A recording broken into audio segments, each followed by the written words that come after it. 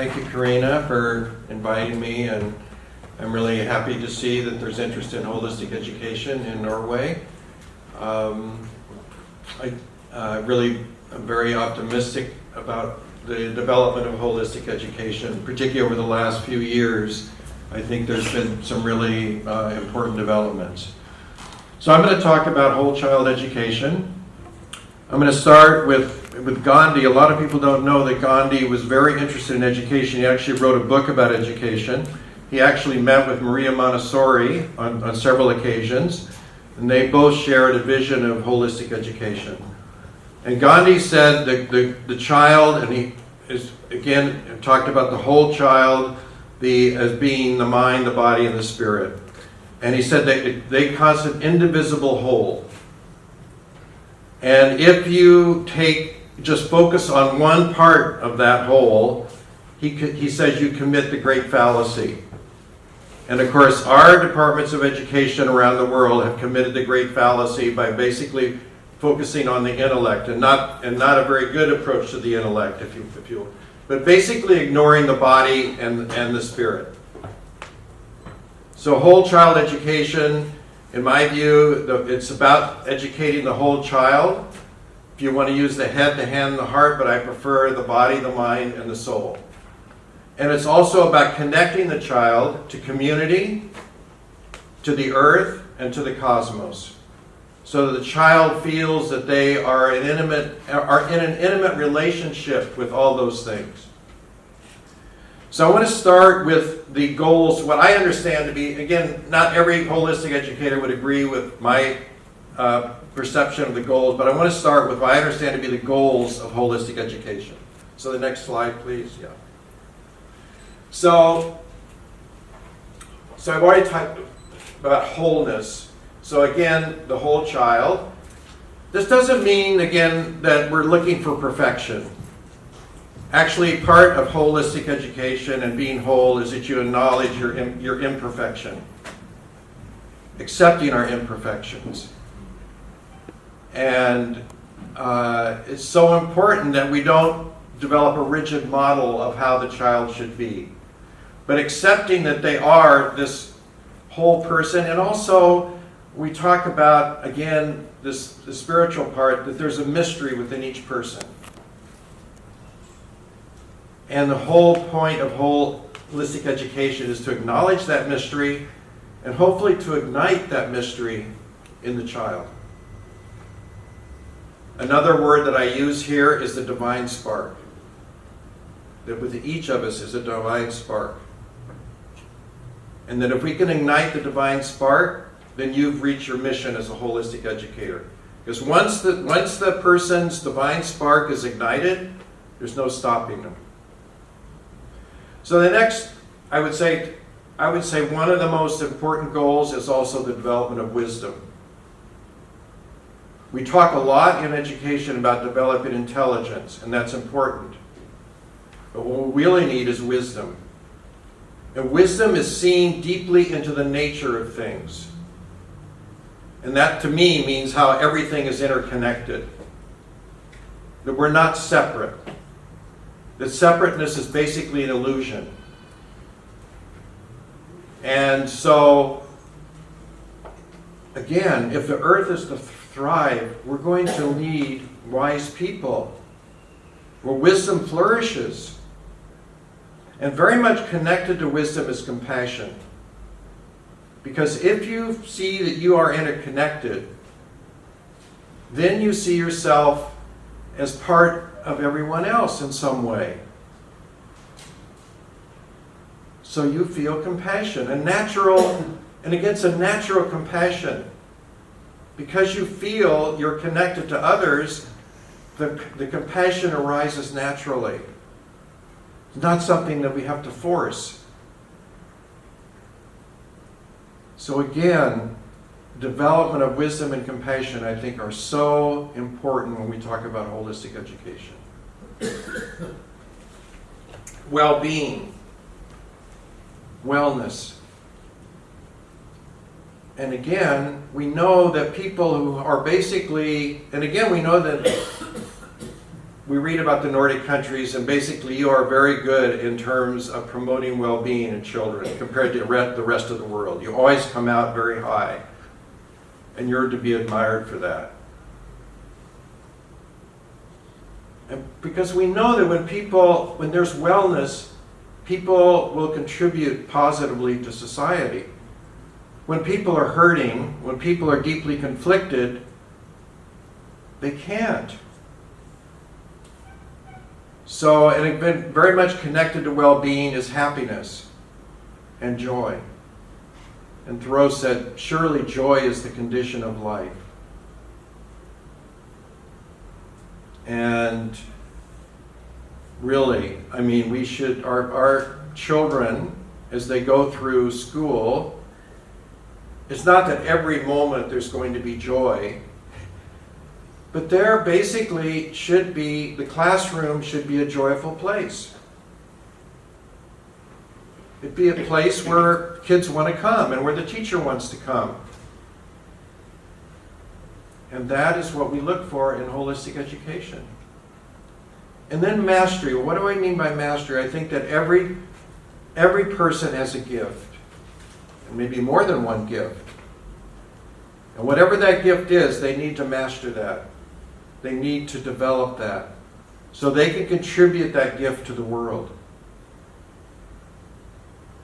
And so their gift may not be reading and writing, but somehow as educators we need to find what that gift is, because otherwise that person will suffer in school. So these I understand to be some of the goals of holistic education. And if we could achieve any of these, the world, I think, would be a better place. So our next slide, the whole child. So again, I'm talking about the body, the mind, and the spirit. So again, in North America, a lot of children are not at home in their bodies. So we have children at one end who overeat, and there's evidence that many of children are overweight, and at the other end you have the eating disorder. So children are alienated from their bodies. So holistic education, we want people to feel at home in their body, to accept their body, to acknowledge and to be aware of their body. Like, again, in our culture in North America, people basically, we live in our heads. We're up here all the time. And so, holistic education, again, these three things, no one has priority over the other. All three should be treated as much as possible with equal measure. But with the body, it's so important that we bring awareness to the body so that we're not foreign to it. And again, things like yoga and mindfulness work and all these things are being used more and more in schools to do that. So connected to the spirit or the soul, the inner life of the child. Children have an inner life. That's their dreams and their hopes and their imagination. And holistic education should, as much as possible, nurture that through the arts and through the loving presence of the teacher. If the student feels that the teacher is attentive to them, then they feel empowered. And Susan Murphy, who's the Zen teacher in Australia who I met, she said, basically, when we attend to a person, we give them beauty. And so that is how we can. So again, it's not like in terms of, well, what does this mean in terms of the curriculum that we have to have like specific exercises that nurture the soul. We basically do it through love.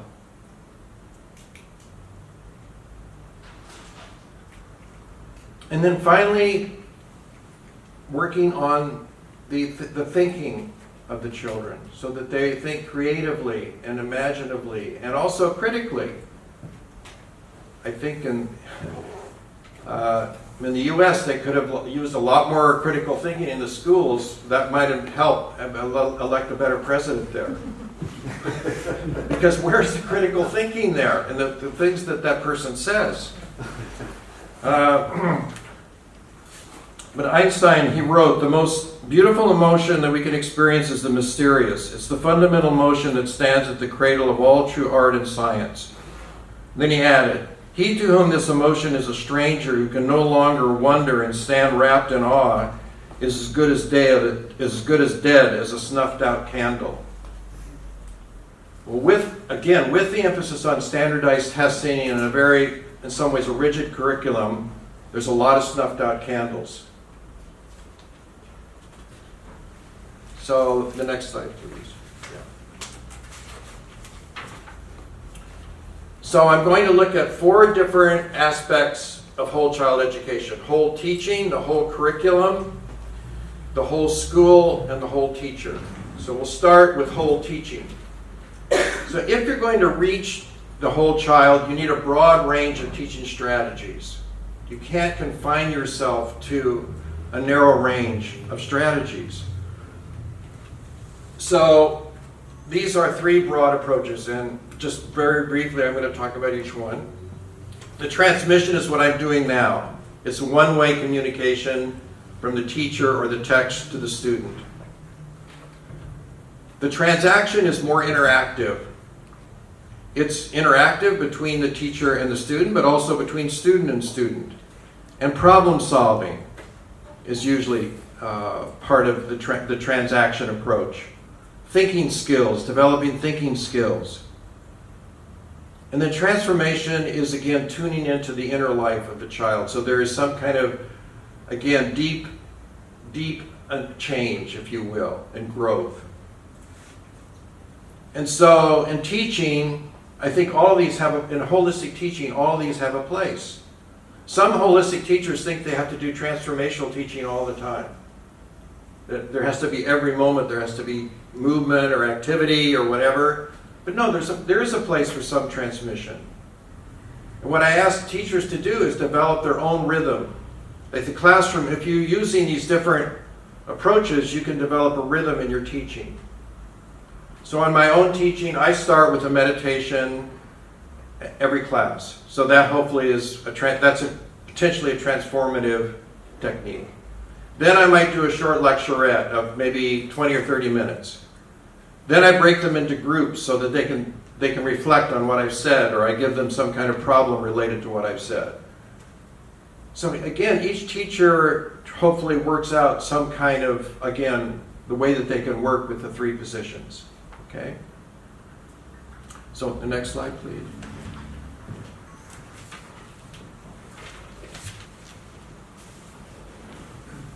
So the whole curriculum is a curriculum of connectedness. Again, so much of our curriculum is that we break knowledge into courses, then into units, then into lessons, and then little bits of information. It's fragmented. The child in that kind of curriculum cannot see how things are interrelated. And actually, that kind of curriculum causes suffering because the child is being given a false sense of how things actually are. Things actually are deeply interconnected. But if they're raised in an environment where they see themselves that everything is like these little bits of information, and also that I'm a separate individual, that causes suffering. So the idea is to somehow build a curriculum that is connected. So these are 6 connections that I've worked with, but it's just the basic idea of trying to build this idea of interconnectedness into the curriculum. So the first connection is thinking connections. This is connecting, if you will, analytic and thinking and intuitive thinking.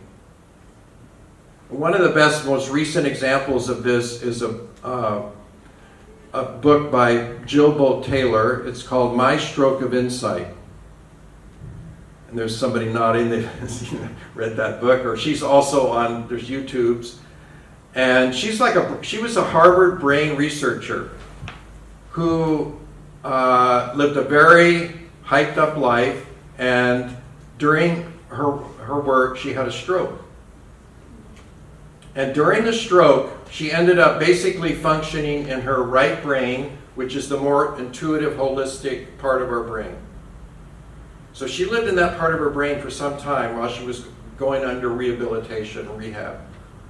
And what she saw, what happened there is that she experienced a deep sense of peace because she felt this connection. And so through rehab, actually the left part of her brain came back. And she said, before the stroke, I lived totally in my left brain. I was this hyper, always on the go, always like strategizing.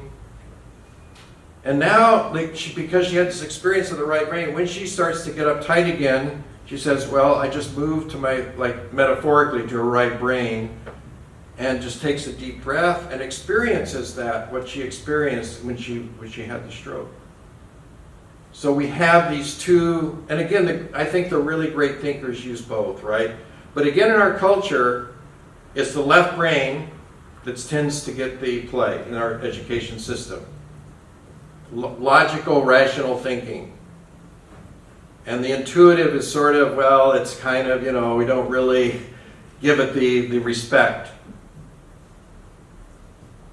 But if you study the creative, again, like Mozart, all these people, they use both, right? And that's what we need to do. Then the body-mind connections. I've already talked about, again, the disconnection. And again, here's where the mindfulness has become so, again, in North America, people using mindfulness, like slowing down, taking the breath, and going back into their body. And building that into the curriculum in different ways. And the soul connection. Again, we could also say the soul is the deepest part of our being. Being able to nurture that. And so that is a really important thing. And again, it's not usually done through some didactic approach, but it's osmosis. That you live in an environment where this part of our being is acknowledged and nurtured. And again, as I said, often through the loving presence of the teacher. In subject connections. So, and there are different levels of subject connections. First of all, you can have one teacher and a subject, but they'll try to make connections to another subject. So a history teacher will maybe try to bring in art and literature in terms of the period they're studying. But another level is to have 2 or 3 teachers come together and work together and integrate the curriculum, 2 or 3 subjects around a particular theme or problem. And then you have what's called the transdisciplinary, is where the whole curriculum is like integrated. And that, of course, is rare. But in holistic education, particularly in the younger years, this is what we make an effort to do. Community connections. This is really important in holistic ed. That, first of all, the classroom feels like a community. That, again, as I said earlier, that the child looks forward to being in that place. And the teacher has so much to do with creating that community. Creating an environment where the kids feel safe. That they can be themselves. They don't have to be afraid of what to say. But also the school itself needs to be a community. And I'll talk about the whole school in a minute. But it also needs to be a place where people feel connected. And again, the larger the institution is, the harder it is to have that community. Like in large secondary schools of 2,000 or 3,000 students, it's difficult. It's not easy. And again, I think it's the World Health Organization said that it's around 200 students, 150 to 200, that's sort of the ideal. When you get over, see, the idea is that in a school, you want to be able to recognize and be able to know everybody. So you can say, so there's nobody that you walk by in a school that's anonymous. So you can acknowledge each other, right? This is a community. It's not like people feeling alienated. And then the earth connections. Feeling connected to the earth. Feeling that you're part of the earth. And again, here indigenous peoples' writings and sayings can be very, very helpful. But actually to have a living relationship with the earth. So in North America, there are a lot of schools that have gardens. And in Japan, when I first went to Japan in I met a principal that his idea was to get a little forest growing on the school grounds. So to do that, the students would go out and identify the trees that they think should be planted. And then, of course, they needed some funding to do this, but then they would plant these trees on the school grounds. And then the students would take care of these trees. And they would talk to the trees and write poetry to the trees. So again, it has to be something, when you're talking about the earth, something living. And again, another kind of an interesting example is I had to review a thesis by this woman in Australia. She taught in a Catholic school at the intermediate level. And she brought a dog into her class to be in the classroom for several years. So her research was about the impact that had on that class. And she said, the dog was like very sensitive, so if some child was feeling a little bit down, the dog's intuition would be go over and sit with that child.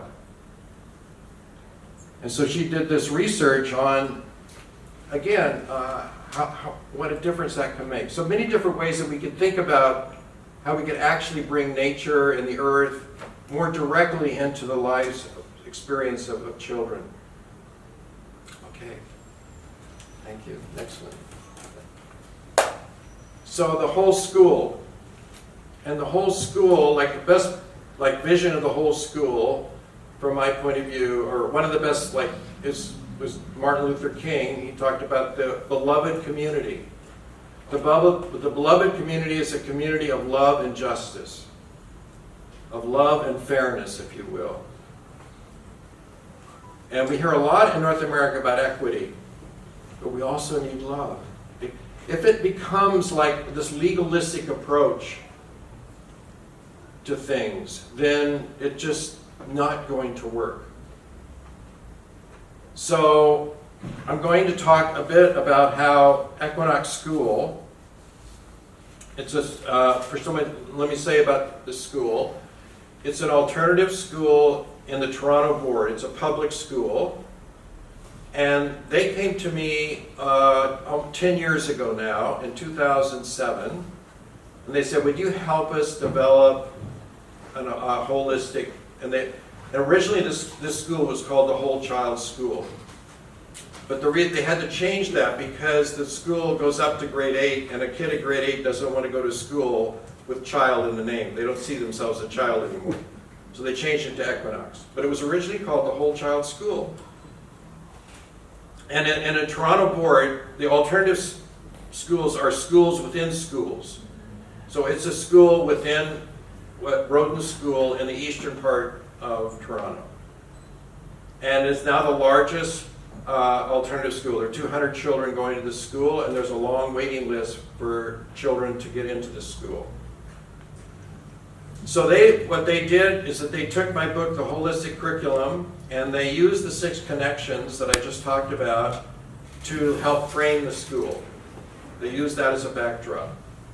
And every new teacher that comes into the school, they give them a copy of the Holistic Curriculum.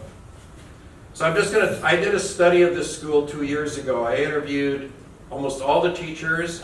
I interviewed 9 parents, and I interviewed 9 children to get a sense of how the school was working. So first of all, I'll start with the community connection. And this is what one teacher said: "It was great to walk into the school and be respected. Not just a teacher, but a person. You are honored and loved, to have your opinion valued." A parent said this: "I love the community. I feel a part of it. People are generous and care about our children." This one parent wrote this: "I'm grateful that my son is going to Equinox, which means that I'll be involved in the school for another 8 or 9 years. We look after each other, helping with the kids, picking them up at the school, doing a dinner. The school has given me a bigger picture of life. Rather than just working for survival, we are working for a better world." So her involvement in the school, she's been involved in a lot of different ways in the school, has changed her really approach to life. And then this is what some of the students said. I interviewed 4 of the students that I interviewed had graduated. And this is what one of them said: "I really felt like the focus on community. There was a collective sense there. We went on a lot of trips together. We planted trees together at the Rouge Valley. We had assemblies with the younger kids. Sometimes that was annoying. Why do I have to be with the little kids? But it was nice that we had a connection with all the other grades, and we had a connection to the community, to the one community." So the 3 things that helped them develop community in that school, well, they had celebrations. They had a number of rituals throughout the year. The first one that they had was when a new person came into the school, either a teacher or the new students, they had what they call the acorn ceremony. They would give them an acorn and they'd make like a bridge. They would hold, and the person would walk under.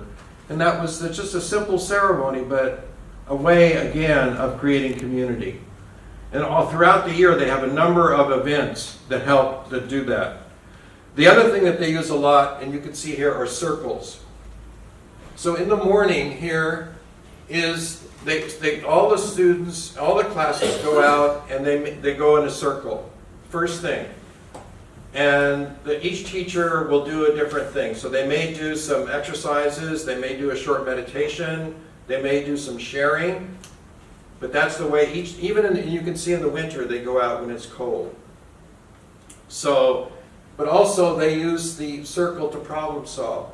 So if there's an issue that comes up, they usually meet in a circle, and how can we deal with this problem? And not just refer the kids to the principal or something like that, okay?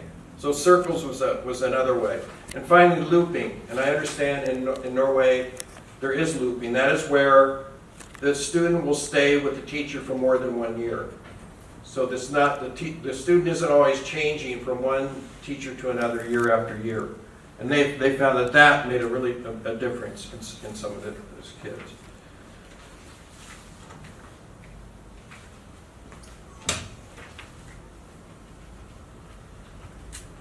Again, here, I think this is interesting how the adults, the parents, and the teachers and the students relate to one another. And this one parent said this: "Another thing is how accepting of her generation is of my generation." She's talking to her about her daughter. "It's counter to the idea that teenagers hate their parents. Her friends would say hi to me and hug me. When I would go to the school and half the class would see me and say, 'Hi, Janet.' I do not think that behavior is common. It should be normal, but it's not common. I felt honored to be part of that."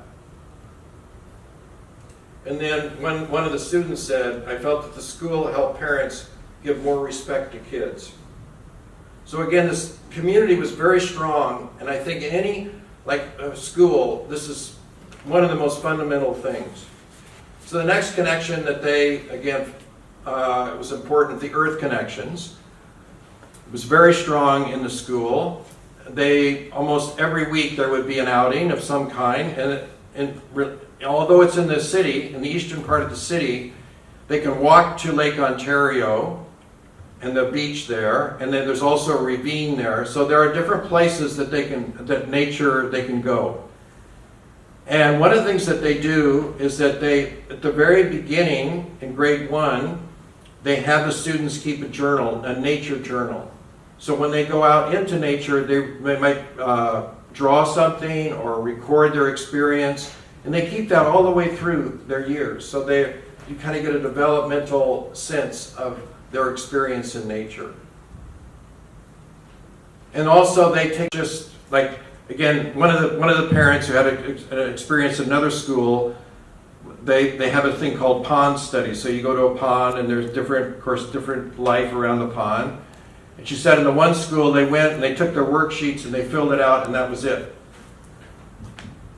Whereas in Equinox they'd set up learning centers around the pond that had questions for the kids to consider and to investigate.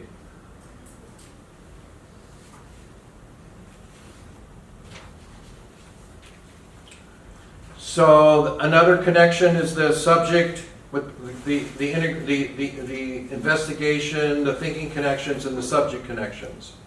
And they try to do this through integrated learning. And one of the projects that became very well known in the school was the Salmon Project. And this was in a junior classroom, grade 4 or 5, and the teacher at the very beginning set up a salmon hatchery in the classroom. And the whole year was about the development and the growth of the salmon. And some of the parents commenting on this said they did art around salmon and they learned so much about salmon.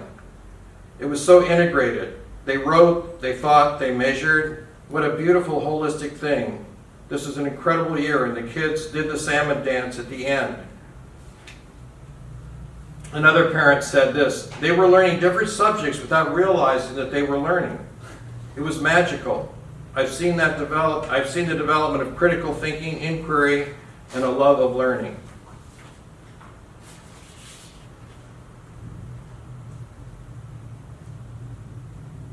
So again, one of the students that I interviewed, she said this: they found interesting ways to teach us.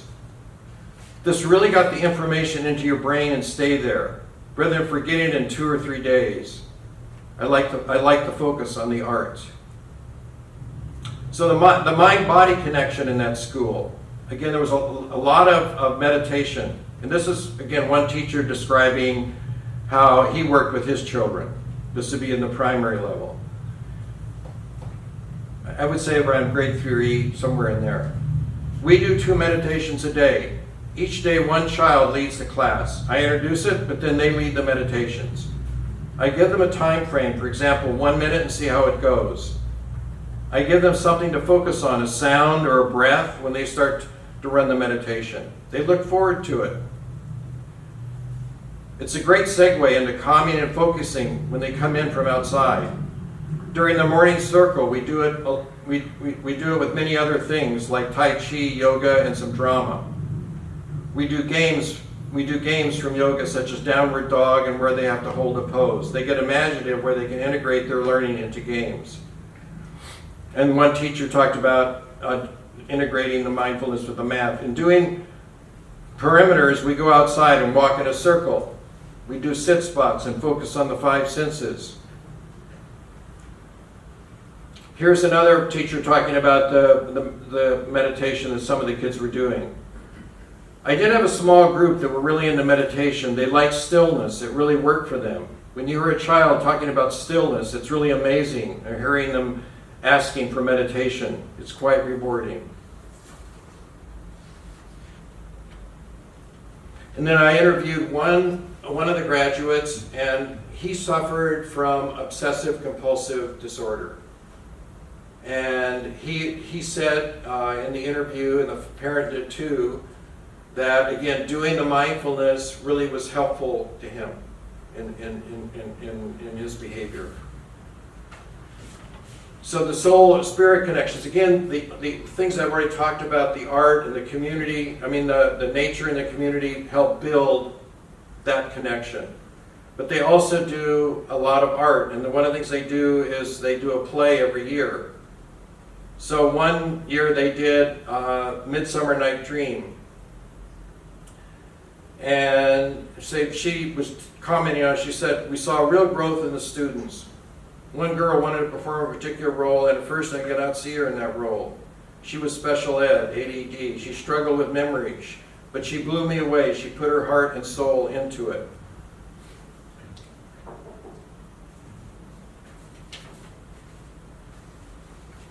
And here's what another teacher did using the meditation. At holiday time, we had parents come too, and we did a meditation around eating brown rice.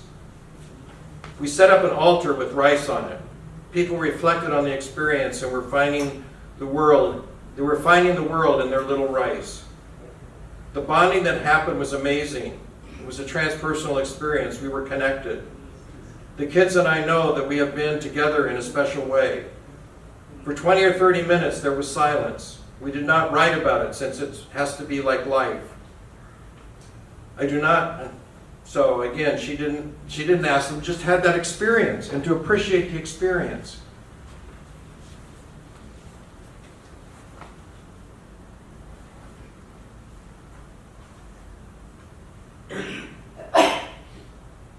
So here's one more here's another teacher talking about the school. I come to the school every day, so fortunate and grateful that I'm here. I really love it here.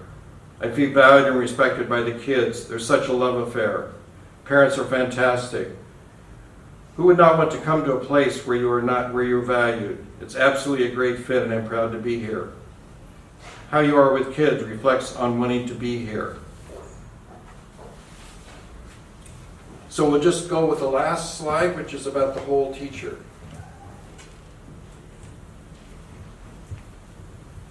So again, if we're going to have whole students, we need whole teachers. If the teacher is feeling fragmented and disconnected, then that's going to carry to the students, right? So in my work at OAC, I've asked people in my classes to do some kind of inner work. Because again, the reason I asked to do this inner work, because what I talked about earlier is developing your presence as a teacher. The more you can be present to the children, the more that there's going to be holistic learning. Because if the student feels that you're not present, if they sense that you're not present, you've lost them. If you're like thinking about something and they've got a question, and that becomes a pattern, you've lost them. There's going to be no holistic education in that class. So the more that you as a teacher, or not just teacher, as a parent, as a human being, the more that you can be present, the more that there will be healing. And that means that we don't have a lot of stuff going on in our head when we're listening to somebody. So there are ways in which, but again, we live in a culture that is like, it's a buzz culture, right? It's constantly on the go, and it's noisy. So it takes an effort. It takes some kind of discipline for us to be in that place of presence. So that's why they've developed, over centuries, different traditions have developed practices that let you be in the present or nurture your presence. So in some of my classes, I've asked them to meditate for 6 weeks. And I give them a lot of choice of the kind of meditation. I said, I've got 8 different types here. Just find one. And they keep a journal. That's how I found out how they're doing. And at the beginning, they don't understand why I'm asking to do this. Like, I should be reading a textbook, or why am I sitting here doing nothing? And so they get angry at me. I'm a busy person. The nerve making me do this. But around the 3rd week, they begin to notice a difference. They're sleeping. Some of them are sleeping better. And sometimes by the end of the course, their partner says, "You're a different person. I want to do this too." But the whole idea is not just to do that, but it's so that when they go into the classroom, they can be present. And they can exhibit these qualities here that come with that. Right? So what happens, you know, if the practice is working, you become less involved in your ego. So if we teach from the ego, what happens is that ignites the ego of the student, and the classroom becomes a battle of egos. And that's teaching as hell. And if you've taught, you've had that experience, right? But if you're teaching from the soul, there's no ego. And what happens then is that your soul resonates with the soul of the student. And then you have what can be called communion. Those are the wonderful moments of teaching, right? Those are why we teach. And that's teaching as heaven. Unfortunately, the classroom is not always heaven, even if you are doing the practices. It's both. But let's try to have more heaven than hell.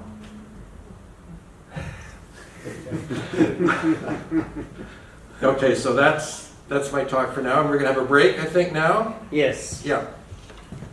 And then we'll have a Q&A afterwards, right? Yeah. Good, let's see. Yeah. Thank you.